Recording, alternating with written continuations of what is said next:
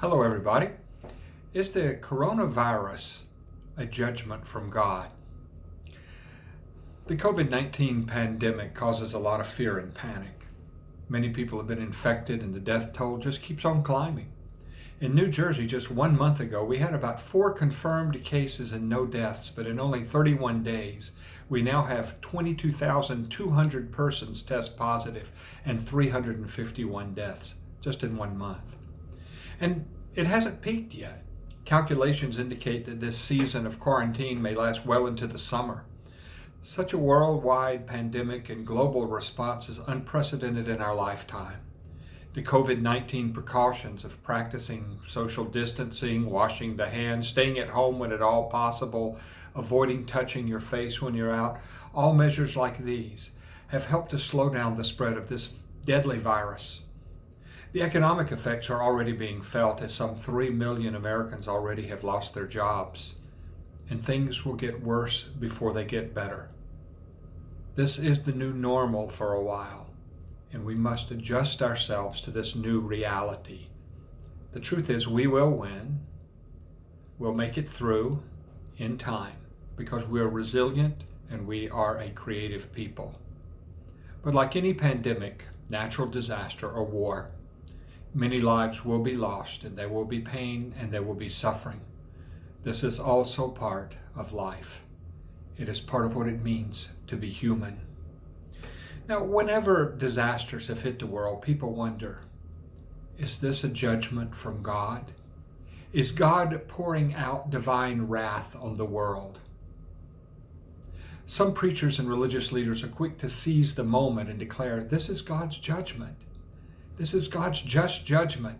They prognosticate that the apocalypse is upon us and the end is near. Every time the world experiences an earthquake, a tsunami, ravaging wildfires, plagues of locusts, floods, volcanic eruptions, hurricanes, tornadoes, pandemic diseases, even terror attacks, some self-proclaimed prophets arise to announce that these disasters come as a direct response of God decreeing judgment for some sin or wickedness. So, is the coronavirus a judgment from God? My answer has 2 parts. On one hand, I want to say that we live in a world subject to pain, illness, natural evil, and death. We live on planet Earth, the 3rd planet from the sun in our solar system, and the surface of this globe includes tectonic plates that periodically shift and manifest as earthquakes. If you live near that place, you feel the pain and power of that. Our atmosphere includes weather systems that at times proves harmful to human beings. Tranquil nature can also erupt as typhoons and cyclones and tornadoes, ice storms, landslides, flooding, and drought. Animals and insects are also part of this created order. Many of them are dangerous to human beings, from Portuguese man-o'-wars floating in the ocean to sharks, lions, bears, venomous snakes, wasps, toxic tree frogs, and deadly spiders. Not all plants are benign either. Poison ivy, poison oak, sumac, poisonous mushrooms, and moles grow on this earth. Microorganisms exist in this environment too, germs like viruses and bacteria, many of which prove deadly to human beings. Though we are fearfully and wonderfully made, we remain frail children of dust and feeble as frail, as the hymn says. And our bodies are not immortal, but are made subject to weakness, pain, infections, and blights like dementia and Alzheimer's, and degenerative diseases like Parkinson's, multiple sclerosis, cancer, leukemia, lupus, and other physical and mental maladies. God has subjected the world to these complexities, so we can say in a general sense that this condition is a judgment of God, but not in the sense that there is a direct one-on-one correspondence of a sin to a prescribed malady that falls on us humans as a judgment. God made this world transitory and created our bodies temporary. Dust you are, and to dust you will return. That's an Ash Wednesday and a Lenten theme, and a phrase that I often quote at funerals. All things deteriorate and are capable of being destroyed. That is part of the created order into which we were born. The Apostle Paul addressed this in this way in his letter to the Christians living in Rome in about the middle of the first century. I'm quoting from the letter to the Romans when he wrote, "The whole creation waits breathless with anticipation for the revelation of God's sons and daughters. Creation was subjected to frustration, not by its own choice. It was the choice of the one who subjected it, but in the hope that the creation itself will be set free from its slavery to decay and brought into the glorious freedom of God's children. We know that the whole creation is groaning together and suffering labor pains up until now. And it's not only the creation, we ourselves who have the Spirit as the first crop of the harvest also groan inside as we wait to be adopted and for our bodies to be set free." From Romans 8:19 through 23. Paul mixes a realistic assessment of the condition of creation with a very positive hope for the future of liberation. This cosmic groaning, the whole creation groans, is an acknowledgement that all things are subject to frustration and eventual decay.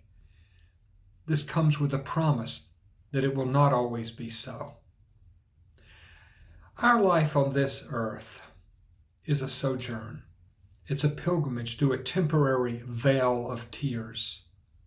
In our experience, we know that there are good people and bad people. There are kind people and cruel people. There are generous people and greedy people.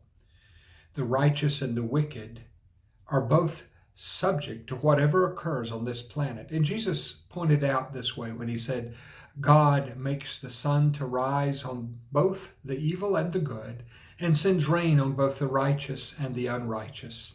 That's Matthew 5:4. Good people and bad people all experience natural blessings and also share in disasters as well. During Hurricane Sandy, kind people and cruel people experienced the devastating winds, the waves, and the flooding.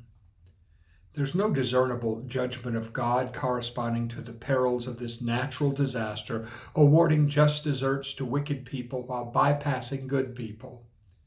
We are all in this together. We share a common lot.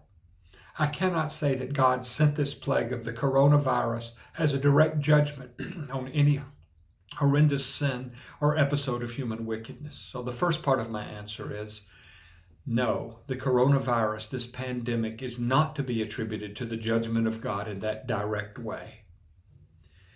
Now I can give you the second part of my answer. I can say that God often gets our attention through these disasters and illnesses and hardships and perils. We turn to God in times like these. We seek consolation and assurance of the divine presence with us. We flee to God for help and plead for deliverance. I love the quote by C.S. Lewis in his book, The Problem of Pain.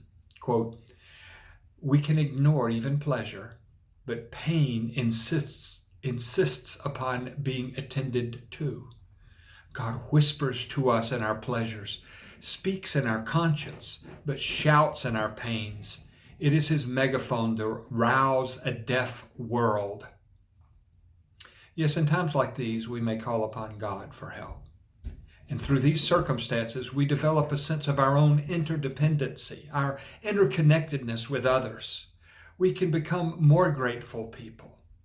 We have an opportunity to see people and privileges, freedoms and activities that we take for granted as far more precious than we thought. This coronavirus may prove to be the occasion that drives us to rethink what is important, what is essential, and what is life all about. I do not mean to minimize the pain, the fear, the suffering, the losses that we face. I'm not Pollyanna about the real human toll paid in a pandemic like this. But the suffering and loss is real and regrettable. But these circumstances call forth compassion and self-denial and self-sacrifice and generosity. Many people are stepping up to the plate. Responding to this pandemic can make us better people. It can refine us and wake us up. Perhaps it is God's wake-up call for us all. Amen.